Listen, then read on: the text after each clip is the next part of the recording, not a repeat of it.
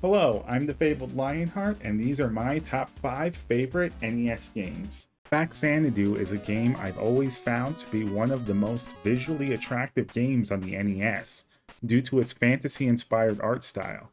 It also offers a rewarding challenge without ever crossing over into the punishing Nintendo Hard category.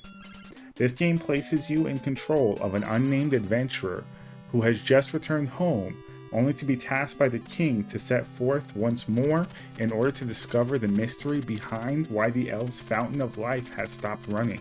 Castlevania II: Simon's Quest was my first introduction to Konami's popular franchise, and remains to date the only entry I've successfully completed on the NES. Its gothic horror atmosphere and nods to classic Universal monster movies drew me in, combined with an emphasis on action RPG elements that have turned me into a lifelong fan of the series. Simon's plight to rid himself of the fatal curse inflicted upon him by Count Dracula compelled me and stands out as one of the best storyline setups I've seen for an NES game. Bionic Commando is among my most replayed NES titles from start to finish. Utilizing the game's grappling hook is an addictive gameplay mechanic that kept me returning to experience it countless times over.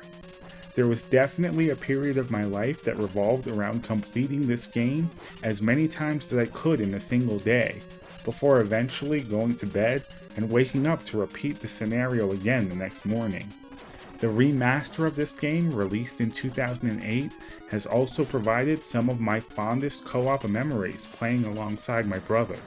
Super Mario Bros. Cannot be overstated as the catalyst that really ushered me into the world of gaming.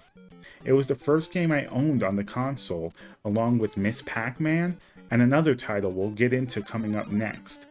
Mario's fluid movement and focus on teaching the player an understanding of character momentum has served as the gold standard for what every platformer control scheme should feel like to this day.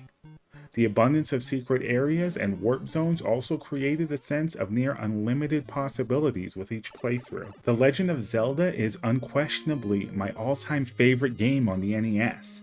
From its opening prologue at the title screen, the game immediately thrusts the player into its epic storyline and highlights many treasures you can expect to discover along your adventure. The gameplay also allowed for an incredible degree of freedom and open-world exploration, as most dungeons do not bar Link from entering at will without any prerequisites to the order in which they are tackled. It's up to the player alone to determine whether or not they are up to the challenge presented or need to grow in strength and vitality before pressing forward.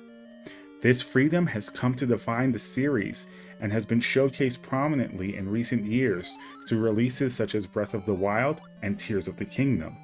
And that's my list. Did I leave out any of your own personal favorites? Feel free to share your thoughts with me in the comments, and please like and subscribe if you enjoyed watching. I'll be sure to catch up with you in the next video. For now, this is the Fabled Lionheart, signing off.